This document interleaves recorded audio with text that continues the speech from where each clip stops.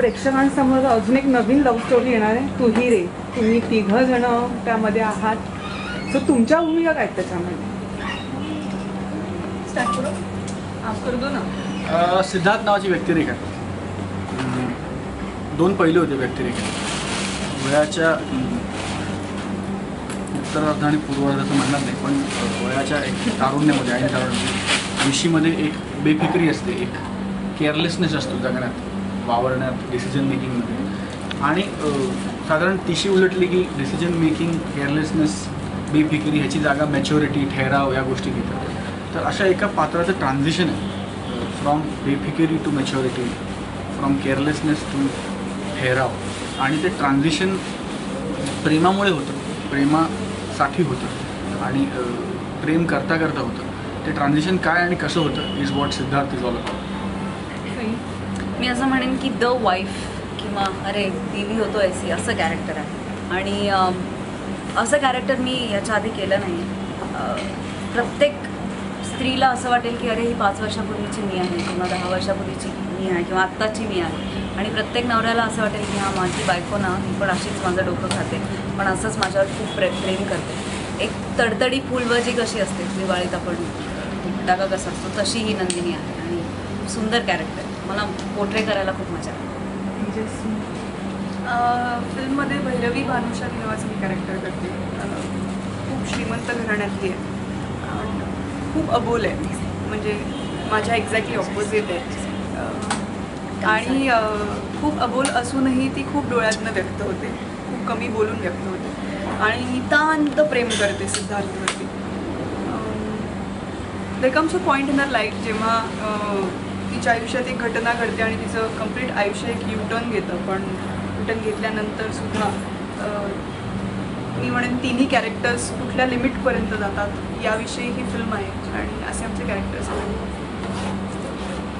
पण तुझा देसी लुक आहे पूर्ण यामध्ये आणि एक ग्लॅमरस गर्ल वेगळी, मग त्या तुमच्या भूमिकांमध्ये म्हणजे तुमच्या लुकबद्दल काय सांगाल तुम्ही? In all credit goes to हर्षदाताई, संजय दादा आणि प्रसाद भिंडे मी असं म्हणेन.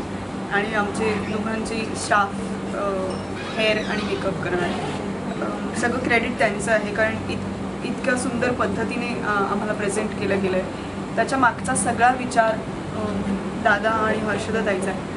आणि काय म्हणूयात म्हणजे ट्रेंड सेटर्स असतात कायम संजय दादाच्या फिल्ममधले सगळेच ॲक्टर्स. वेगवेगळ्या फिल्म्समधनं ट्रेंड सेट केले, तर या फिल्ममधनं पण सईचं जे मंगळसूत्र आहे that is something we should look out for. आणि माझ्या हातात एक ब्रेसलेट शॉर्ट ऑफ आहे जे अंगठी आणि ब्रेसलेट असं मिक्स आहे.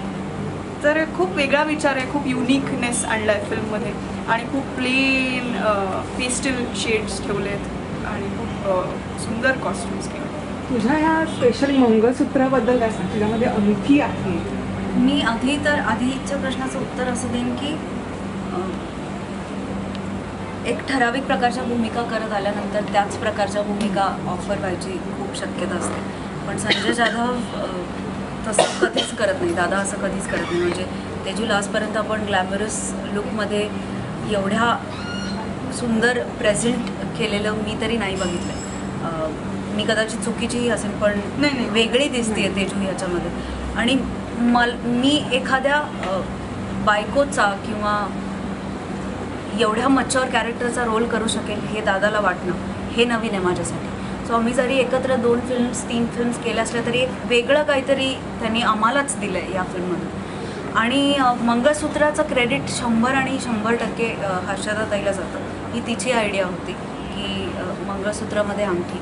आय थिंक हे पर्सनल टचेस जे येतात, मग ते ॲक्टर्सचे असू देत, डिरेक्टर्सचे असू देत, कॉस्ट्यूम डिझायनरचे असू देत किंवा मेकअप आर्टिस्टचे असू देत, ते खूप मोठं करून जातात प्रोडक्ट. आणि म्हणजे मजा येते अशी लोक आजूबाजूला असली की मग काम करायला सुद्धा खूप मजा येते. मला स्वप्नील तुला एक खास प्रश्न विचारायचा आहे जो म्हणजे बहुतेक मला वाटतं प्रेक्षकांच्याही मनात असेल की स्वप्नील जोशी म्हटलं की आता 2 हिरोईन्स हे समीकरण कुठेतरी दिसून येतं. तर तुला ते कसं वाटतं आणि मेन म्हणजे ते 2 हिरोईन्सना हँडल करताना तुझा काय अनुभव असतो? मला मी अशी विनंती करतो की याचं उत्तर या हिरोईन्स काय वेगळं एकतर स्वप्नील जोशी आम्हाला नाही हँडल करत, आम्ही स्वप्नील जोशीला हँडल करतो. कारण स्वप्नील खरंच खूप शार्प, खूप हुशार आणि खूप ताकदीचा अभिनेता आहे. आणि काही अडलं, काही कळलं नाही की त्याची उत्तरं स्वप्नील एकतर दादाकडे असतात. Of course he is a director. आणि कधी कधी असं होतं की एवढ्याशा छोट्या गोष्टीला दादाला विचारूया का, स्वप्नीलला हे नक्की माहीत असणार विचारूया, आणि त्याला ते माहिती असतं. त्याच्यामुळे तो एक तर आम्हाला अजिबात हँडल करत नाही, आम्ही त्याला हँडल करतो. आणि म्हणजे मला असं वाटतं की हे त्याचं क्रेडिट आहे की दोन्ही हिरोईन्स असताना तितक्याच ताकदीची केमिस्ट्री त्याची सगळ्यांबरोबर दिसते. म्हणजे मितवाबरोबर सोनाली बरोबर मितवामध्ये दिसली, प्रार्थनाबरोबर दिसली, आता माझ्याबरोबर तर दिसत आलीच, पण ती तेजू बरोबर पण तेवढ्याच ताकदीची आणि तेवढीच खरी आणि तेवढीच छान दिसणार आहे, रादर दिसते. So I think it's his credit की तो सगळ्यांना कम्फर्टेबल एवढं करतो. आणि दुसऱ्याचं काम चांगलं व्हावं किंवा आउटपुट चांगलं व्हावं, हाच at the end of the day त्याचा आणि आमचाही हेतू असतो. त्यामुळे it becomes very nice, real आणि एन्जॉयबल किंवा खूप चेरिश करण्यासारख्या सगळ्या मोमेंट्स होऊन जातात. 2 हिरोईन्स आणि 1 हिरो, हा कुठेही लव्ह ट्रायंगलच आम्हाला बघायला मिळणार आहे नाही असं? नाही, मी आवर्जून सगळीकडे सांगतोय की हे साहजिक आहे असं वाटतं पोस्टरवरनं किंवा फिल्मवरनं की 1 मुलगा आणि 2 मुली आहेत. सो इट इज ऑब्व्हियस की पहिला प्रश्न येतो किंवा पहिला विचारतो मनात की अरे प्रेमाचा त्रिकोण आहे. पण हा प्रेमाचा त्रिकोण नाही आहे. 2 वेगळ्या लव्ह स्टोरीज आहेत आणि त्या अरविंद जगतापनी लिहिण्यातनं आणि संजयनी दिसण्यातनं किंवा दाखवण्यातनं खूप सुंदर गुंफल्या आहेत, खूप सुंदर बांधल्या आहेत. आणि त्या 2 लव्ह स्टोरीज कधी एक होतात तुला कळत नाही, पण ॲक्च्युली त्या 2 वेगळ्या लव्ह स्टोरीज चालू आहेत. आणि that is the beauty of story. हा लव्ह ट्रायंगल नाही. मराठी चित्रपटसृष्टीत एक नवीन प्रयोग ह्या चित्रपटाच्या निमित्ताने घडतोय, ते म्हणजे 2 अभिनेत्री एकत्र गाणं गाणार आहेत. सिंगल सोडून पण 2 एकत्र अभिनेत्री गाणं गाणार आहे आणि तुम्हाला तो मान मिळतोय म्हणजे, तर त्याबद्दल काय सांगाल तुम्ही? नाही, मी म्हणेन दिस इज व्हेरी करेजियस आणि आमच्या दृष्टीने खूप काय म्हणूयात, खूप छान आणि उत्तम डिसिजन आहे. कारण दादा हा कायम एक ट्रेंड सेटर म्हणून ओळखला जातो त्याच्या प्रत्येक चित्रपटाच्या निमित्ताने. तर या चित्रपटामध्ये काय वेगळं देऊ शकतो, तर 2 हिरोईन्सला त्यांनी गायला लावलं. आणि ॲज फार एज आत्ता आम्ही जे बघतोय पडद्यावर त्याच्यानुसार तरी we are very happy with the result. आम्हाला खूप मजा येते आणि आमची खात्री आहे प्रेक्षकांना पण हे गाणं तेवढंच आवडेल. मी असं म्हणेन की संजय जाधव हा असा डिरेक्टर आहे जो सर्वांगाने फिल्मच्या उन्नतीचा, प्रगतीचा किंवा फिल्म लोकांपर्यंत कशी पोचेल याचा खूप विचार करतो. आणि मार्केटिंगबद्दल मला बोलायचं आहे खरं तर, की दुनियादारीच्या वेळेला आम्ही एक वेगळा 6 महिने आधी प्रमोशन करून वेगळा ट्रेंड सेट केला होता. प्यारवालीच्या वेळेला आम्ही सगळ्यांनी आमचे ट्विटर हँडल्स प्यारवाली सई, प्यारवाला स्वप्नील असे केले होते.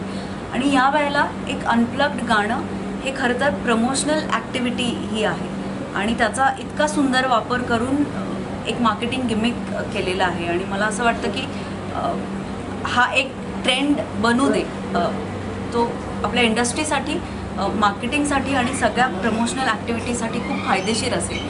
आणि अशा नवीन नवीन आयडियाज प्रत्येक डिपार्टमेंटमध्ये प्रत्येक वेगवेगळ्या वेळेला सुचत जाणं हे खूप कमाल आहे आणि त्याचा आम्ही एक भाग आहोत. त्याचं भयंकर या धाडसाचं बेसिकली कौतुक करणं फार गरजेचं आहे. कारण 2 ॲक्टर्सला when you present as singers आणि त्याचा एक सोलो अल्बम काढणं आणि तो मार्केटमध्ये आणणं ही खरंच खूप मोठी रिस्क फॅक्टर आहे. बट स्टील जेव्हा त्यांचा आमच्यावरती एवढा निस्वार्थ आणि डोळे बंद करून ठेवलेला विश्वास आहे, तर तो विश्वास नक्कीच आम्ही खाली पडू देणार नाही.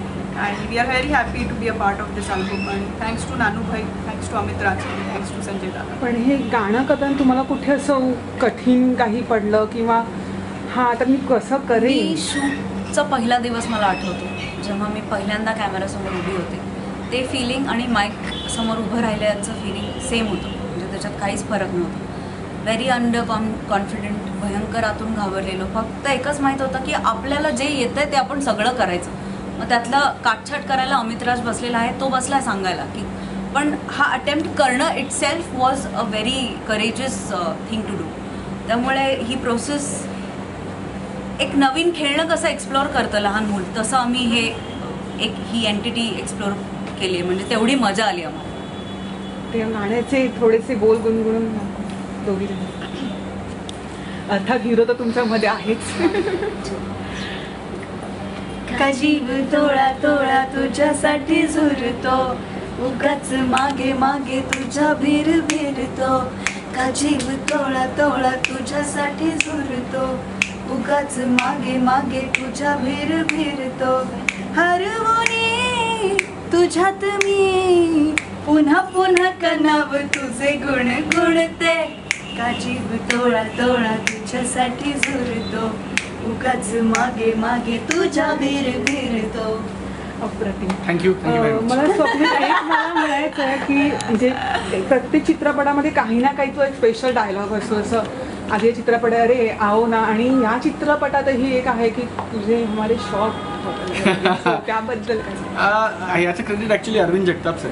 आता हा डायलॉग तू आमच्या दोघींकडे बघून म्हणा. ॲब्सोल्युटली म्हणे, पण ह्याचं क्रेडिट अरविंद जगताप सर. अरविंदने खूप सुंदर लाईन्स दिले त्या फिल्मसाठी. डायलॉग्स माझे काय, सईचे काय, तेजूचे काय, खूप सुंदर, खूप फार चपखल आणि फार मासी येट मिनिंगफुल अशा लाईन्स त्यांनी लिहिल्या. आणि आय एम सो ग्लॅड की लोकांना हे खूप आवडतं. आणि ऑफकोर्स ये दिल कहता है तुझे देखूं करीब से, ये दिल कहता है तुझे देखूं करीब से, क्या करूं मेरे शौक है कुछ अजीब से.